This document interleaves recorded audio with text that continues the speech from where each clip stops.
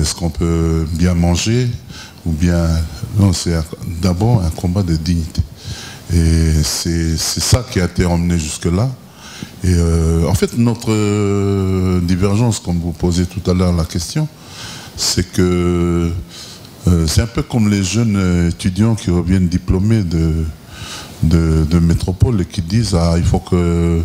Il y en a peur parce qu'on n'aurait plus de sucre dans l'indépendance parce qu'ils sont habitués. C'est vrai que 30 ans, c'est en même temps court et lent. C'est toute une vie qui fait que ces clivages politiques qui auraient dû maintenir un intéressement à la politique a été noyé dans ces tendances au développement, à l'éducation, ce qui n'est pas mal. Mais seulement, c'est ça que je voudrais dire, je dis à eux, mais je dis à l'ensemble de la Calédonie, que tous ces avantages, c'est pas arrivé comme ça, l'État n'a pas été gentil comme ça d'un seul coup. C'est arrivé comme ça parce qu'il y a une lutte. Et il y a des gens qui sont morts pour ça. Et il ne faut pas que l'on les oublie. Il ne faut pas qu'on oublie ça. C'est pour ça que je disais tout à l'heure que l'ouverture qu'on a fait, l'accueil, la vie ensemble, il ne faut pas que ça... Nous, quand on a accepté ça, on a dit qu'on est en Calédonie, le pays des Kanaks, et on fait avec les autres. Et eux, ils doivent s'approprier de ce pays avec nous pour aller ensemble, pour porter ensemble le développement du pays. Et donc, je dis ça, c'est pour juste un petit peu resituer les choses. Tout à l'heure, on nous a dit que il y a 50 milliards d'enseignements. Mais moi, je souhaiterais un peu parler de géopolitique. Ou sinon, parce qu'en fait, au niveau de la communication, on dirait que les indépendantistes sont sur un registre identitaire et les non-indépendantistes, ils sont sur un registre économique. Donc, du coup, il y a un décalage, on ne parle pas de la même chose. Justement, je voudrais dire que l'identité, elle est primordiale dans la vie de la personne et dans la vie d'un peuple. C'est fondamental par rapport à son émancipation. Pas seulement une émancipation culturelle, mais émancipation sociale, émancipation économique et émancipation politique, démocratique. C'est même consensuel parfois. Et nous, on n'est pas... moi, personnellement, au Congrès, au niveau de notre groupe, nous, on soutient des réformes qui profitent à la Fédération des industries locales. C'est une volonté pour nous de développer l'économie locale. C'est comme on soutient aussi tout ce qui va vers les agriculteurs, vers les éleveurs, vers les petits agriculteurs. Le monde kanak qui représente d'ailleurs 20 milliards selon les enquêtes socio-économiques qui ont été faites par des instituts. Donc on n'est pas en train de dire qu'on veut tout absolument... Non, on dit que la sortie nous permet, au contraire, contrairement à ce que les autres pensent et croient, que nous, on peut avoir d'autres possibilités, d'autres ouvertures. Je prends par exemple le cas des formations. Des jeunes aujourd'hui, d'ailleurs, on n'a plus de médecins, même en France, et d'ailleurs, ils ont décidé de changer un peu leurs critères de formation. Mais aujourd'hui, on va simplement faire la formation au Canada, par exemple. Pourquoi? Parce que la France a une convention avec de reconnaissance de diplôme. Mais pourquoi nous, on se cantonne à ça?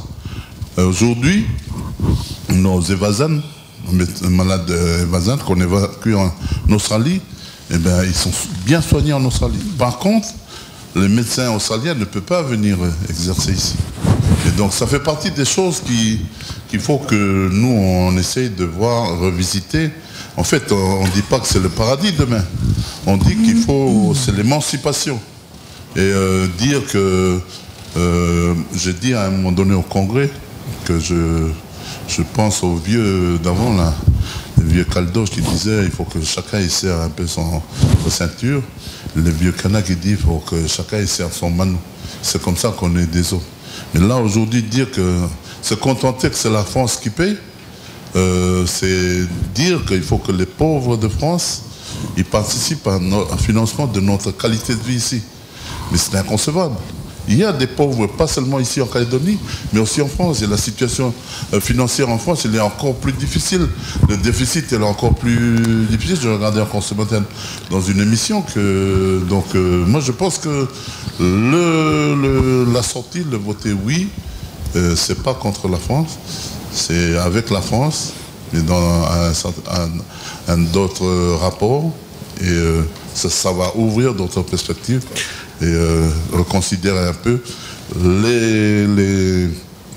les comportements ou comment on appelle ça, les orientations politiques ou les considérations politiques, les considérations psychologiques de l'ensemble des Calédoniens, à dire on construit nous-mêmes. Quand je vois un collègue là-bas, pardon, je termine, je vois mon collègue quand il a quitté son père et sa mère, et il n'a pas demandé s'il va être malheureux. À 18 ans, il est sorti parce que s'est débrouillé. Et donc aujourd'hui, c'est un grand diplômé de banque, et je l'apprécie beaucoup en tant que... Voilà, Monsieur Lallier a parlé très longtemps, donc pour dire beaucoup de choses. Je pense qu'il a pris aussi la partie où Claude va intervenir. Monsieur Blaise, est-ce que vous rebondissez sur ce qui a été dit? Alors, dans les 10 secondes que m'a laissé Jacques Lallier, après ces 240 minutes d'intervention, non, en fait, très rapidement, puisqu'on approche de la fin, qu'est-ce qui va se passer le 4 novembre? Effectivement, on arrive au bout d'un processus historique. Depuis 1969, le FNKS demande l'indépendance. Donc à un moment, il faut aller demander au peuple ce qu'il veut. Donc c'est pour ça que la question, elle doit être claire. Et moi, je suis convaincu qu'une majorité dira non à la question de savoir si la Calédonie devient un État souverain qui doit voler de ses propres ailes, parce que les gens, d'ailleurs même indépendantistes, se rendent bien compte que ça pose plus de questionnements que ça n'apporte de réponses. C'est-à-dire qu'il y a plus de risques que de bienfaits. Être un petit État de 270 000 habitants face à l'ogre chinois, face à un monde qui est globalisé, c'est prendre un risque terrible. Et on sait ce qu'on va perdre, mais on ne sait pas ce qu'on va gagner. Et je pense que tout le monde aujourd'hui est très informé avec Internet, la télé. Et donc même au sein des rangs indépendantistes, des gens qui resteront indépendantistes, qui vont continuer à voter UC, Palika, qui vont continuer à voter pour Jacques Lallier, par exemple, vont peut-être ne pas voter pour l'indépendance parce qu'ils se disent on n'a pas répondu aux questions que je me pose, c'est les questions du quotidien. Et donc nous, on dit que le non, le 4 novembre, ça sera non à une question qui est une question de la souveraineté, mais c'est pas un non au reste. C'est-à-dire qu'on peut dire non à ça et on peut dire oui à d'autres choses. Et ces autres choses, c'est comment, et ça c'est un constat qu'on fait tous ensemble, loyalistes, indépendantistes, on travaille pour résorber les inégalités. Comment on aide les jeunes Kanaks, notamment, à accéder aux postes à responsabilité dans le privé. C'est pas parce qu'on est anti-indépendantiste qu'on n'est pas conscient de ce problème-là qu'il faut qu'on y travaille. Et donc on a un vrai projet de société à monter à partir du 5 novembre. C'est comment assurer le bonheur de l'ensemble de la population, donner de la formation, aider les gens à prendre des responsabilités. Et ça, l'accession aux responsabilités, tout comme ça a été fait depuis 30 ans de paix en Calédonie, c'est un chantier qui n'est jamais terminé, qu'on doit continuer, à condition, et c'est nous le message qu'on porte, que nous restions sous la protection de la République française, qui est une grande démocratie qui garantit les libertés de tous les individus. Monsieur Gombe, donc un petit complément de ce qui a été dit par Jacques tout à l'heure, et peut-être après je passerai la parole à Monsieur Brial et puis Monsieur Dinoyer. Non, insister sur la nécessité de positiver les choses, de positiver le référendum. Le référendum est un point d'étape pour le passage à autre chose. Il faut sortir de ces paradigmes de victimisation, mais aussi de paternalisme, de dire que sans la France on n'est rien, etc. Il faut dépasser ça. Il faut passer à autre chose. Ça c'est très important. Nous on n'aspire pas à faire mourir de faim les gens, à ne plus soigner les gens. C'est pas ça du tout. C'est pas ça du tout. Au contraire. On veut mieux structurer la politique publique et mieux la contextualiser. On parlait tout à l'heure des médecins, de la question des médecins. Moi, à ce jour, on n'a aucun magistrat kanak, par exemple. On a très peu de PH calédoniens. Alors que moi, je pense que je prends l'exemple Je dis ça, j'insiste là-dessus parce que on commence à être saturé de ces comparaisons avec le Vanuatu. Le Vanuatu, il a droit à sa dignité. Il faut arrêter de comparer le Vanuatu comme ça, là. Eux, ils ont fait un choix. Ils sont debout. Ils sont à l'ONU. Mais qui on est pour pouvoir les juger? Ils ont fait un choix. Voilà. Fidji, ils forment 80 médecins par an. Nous, ici, soi-disant qu'on est très riches, on forme 0 médecin. Nous, c'est ça. Nous, on veut plutôt aller dans le sens de l'épanouissement. Et la France, on veut faire les choses avec la France, pas chasser la France. C'est pas du tout ce discours-là. On veut construire un nouveau pacte social avec la France, mais aussi avec d'autres pays, et puis faire en sorte qu'ici, nous ayons des magistrats, que nous ayons pour pouvoir construire une justice, que nous ayons des éléments de force de l'ordre, etc. etc. C'est à ça que nous aspirons. Voilà. Mais il faut arrêter de négativer les choses, de dire, ou utiliser ce discours de la peur. On n'est pas du tout là, quoi. Voilà. Monsieur Brial, avec tout ce qui a été dit en même temps, donc, est-ce qu'on est capable ici de former des médecins, etc. Mais en tout cas, c'est notre compétence. Enfin, c'est-à-dire que c'est à nous de nous organiser pour le faire. Quand je prenais l'exemple tout à l'heure des opérations 404, on va aller chercher au niveau du bac.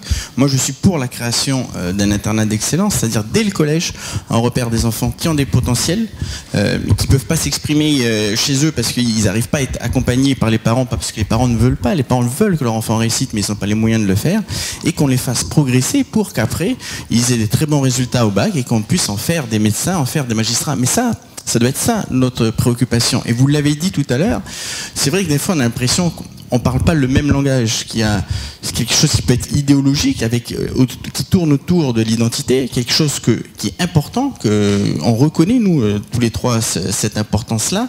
Et nous, on est sur une logique pragmatique en disant qu'est-ce qui est important pour la maman. Moi, quand Jacques dit que 80% des accords en profitaient aux mêmes, mais je ne suis pas d'accord. Moi, j'ai enseigné au collège de Yagen. Jacques, je peux te dire qu'il n'y a pas beaucoup de collèges qui sont comme ça sur l'ensemble de la France. L'hôpital qu'il va y avoir dans le Nord, il y a eu un rééquilibrage des populations, il y a eu des structures hôtelières qui se sont montées aux îles Loyauté et encore une qui est en attente, c'est de la défiscalisation. Il y a eu des milliards qui ont été versés aux provinces par la clé de répartition.